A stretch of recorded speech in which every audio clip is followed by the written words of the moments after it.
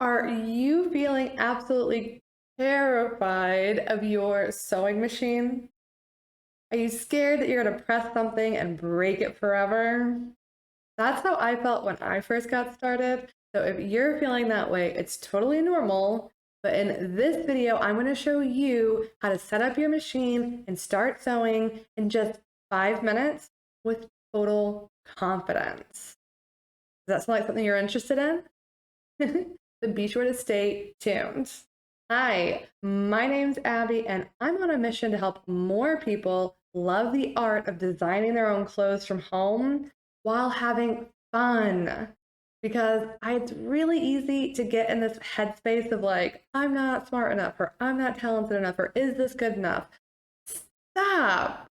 You are more than smart enough. You are more than talented enough. You just need a little guidance. And that's what this channel is here for. So if you need a little inspiration, a little positive attitude, and some easy beginner-friendly projects, then be sure to subscribe below because that's everything that's happening on this channel. First thing we need to do when it comes to your sewing machine is get it out of the box. Now, if yours is out of the box, great, you already did step one. But if you haven't yet, don't worry. I know it can feel so scary, but we're really never going to create any clothing if the machine is in the box. So take a deep breath and let's get it out. When you take your machine out of the box, you're typically going to find the following things. You're going to find the machine itself, a foot pedal, a power cable, and a note on the foot pedal and the power cable. If you have a mini sewing machine like mine, these are going to be separate pieces.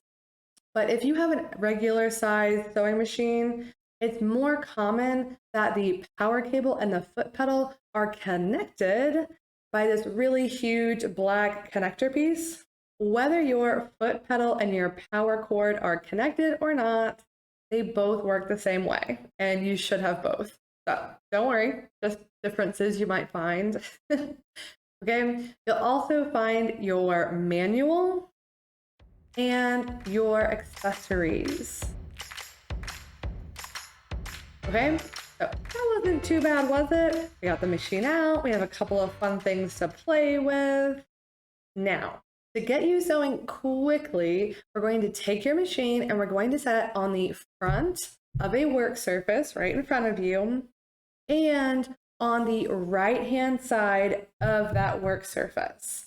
This will make more sense in a second, but trust me, place your machine kind of in this area on a work surface that's near an outlet. Something like this. Okay? So now that our machine is sort of in place, the next thing we need to do is plug in our power cable and our foot pedal. So if you have a standard size sewing machine, you're going to plug it in right here on the right-hand side of the machine. There will typically be a big black rectangular hole for you to push your cable into. Now I have a mini, so mine are separate and they're on the back of the machine. So plug these in.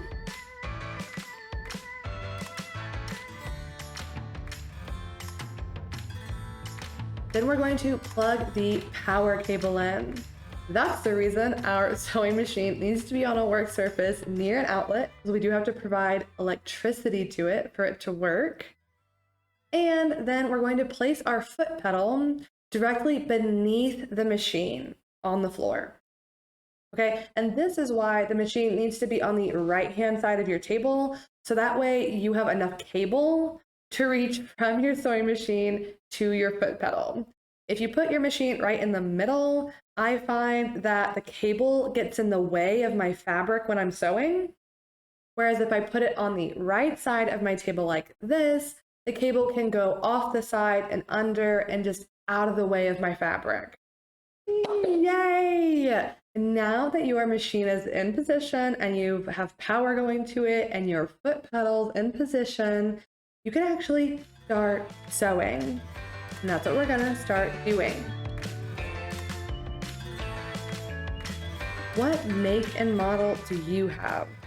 So at home in the Czech Republic, I have a Singer 3232. And here in Austin, Texas, I'm working with a Mini and testing to see if it really could replace a standard size sewing machine. So what machine do you have? What are you learning to work with? Let me know down in the comments, and let's get back to learning how to set up this sewing machine. So to do this, we need to make sure that we can get fabric. This will make more sense in a minute, but we'll get the fabric underneath our presser foot. Now, we're not going to use fabric because fabric can be stretchy and there's lots of different types, and that can change the way the machine works.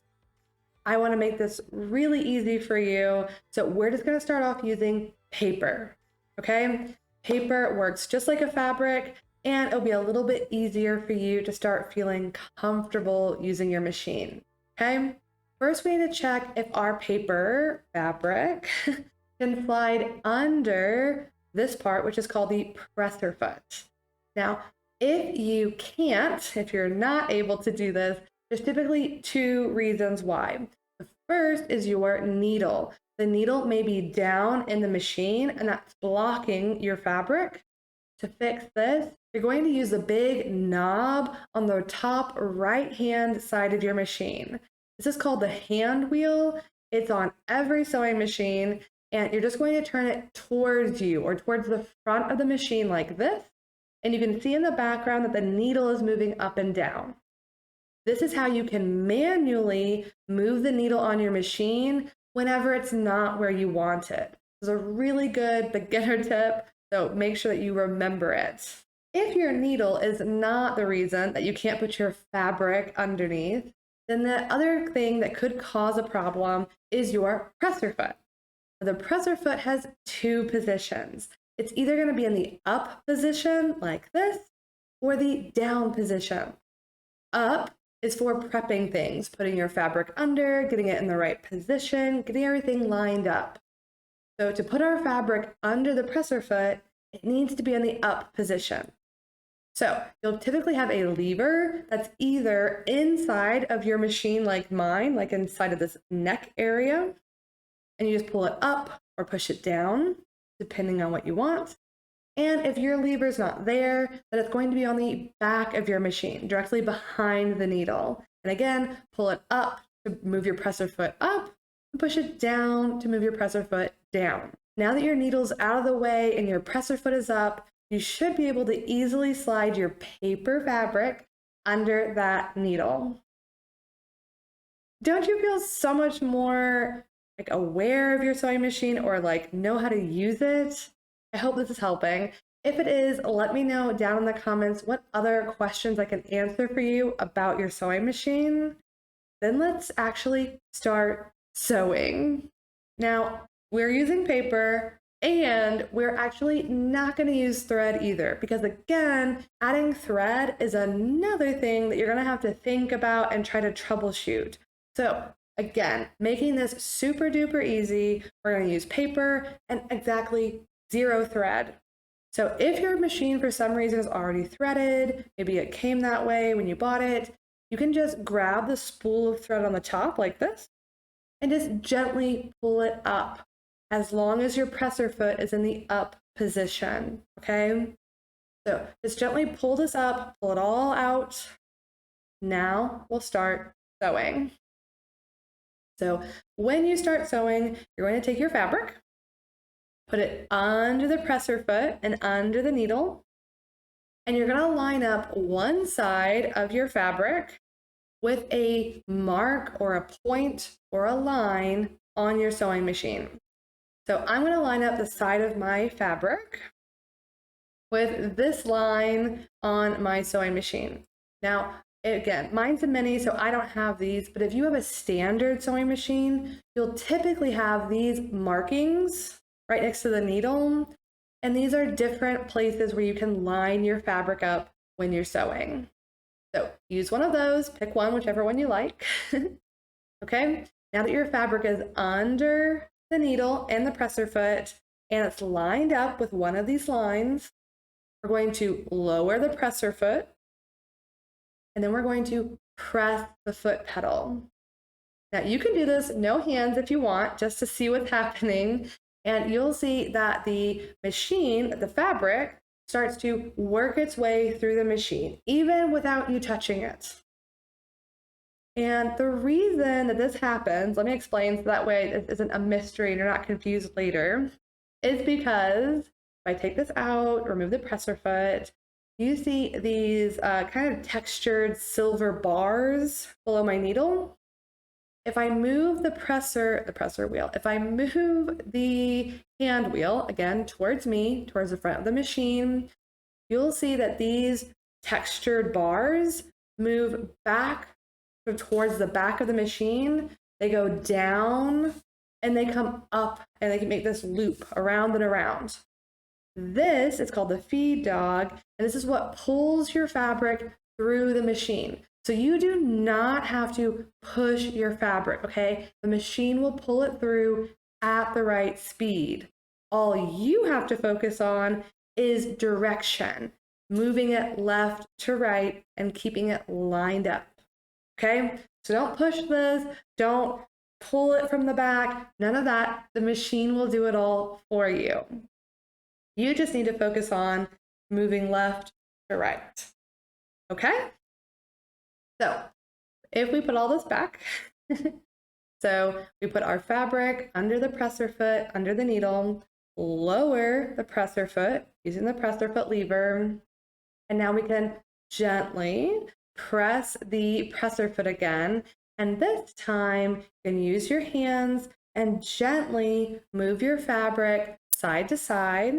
And just until you feel comfortable, just until you start understanding what it feels like to work with your sewing machine. Once you reach the end of your fabric, it's gonna be kind of stuck in your machine, but you know how to get this out. You need to either raise your needle or raise your presser foot, maybe both. But once you get both of them up and out of the way, your fabric should slide out super easily. Then, once you've kind of started getting the hang of this, the goal is to sew and keep your fabric lined up with the mark on your sewing machine, okay? So, once you're feeling comfortable, then you can try to sew nice straight lines. If you're struggling a little with getting these lines nice and straight, then be sure to check out my free mini course down in the description. As part of that mini course, I have some free printables that will help you master this so quickly. So if you need that to help you, then be sure to check down the description. And how do you feel now that you're actually using your sewing machine? This is everything you need to know to just get your machine unboxed, start playing with it, and start learning what it feels like to use your machine. Now, obviously, the next, well, maybe it's not obvious. So the next step is once you feel confident and comfortable using your machine and just using the paper and understanding how to get it through the machine, the next thing you're going to want to do is thread it. Now, to thread your sewing machine, you have two options. One, you can, as I mentioned before, grab my free mini course. It's down in the description, and I've put together everything you need to know to start sewing with your machine with confidence. Now, this video was just getting started. It was the first step. But there's a couple more things you need to know, like threading, tension, getting those lines nice and straight, and I cover all of it inside that free mini course, and it can come right to your inbox. Check it out in the description below. Not interested in learning to sew in the absolute fastest way possible, which is with my mini course below? Don't want all those fun freebies sent right to your inbox? Don't worry, you can still learn how to thread your sewing machine using this playlist right here. Whatever you decide to do with your sewing journey, have fun.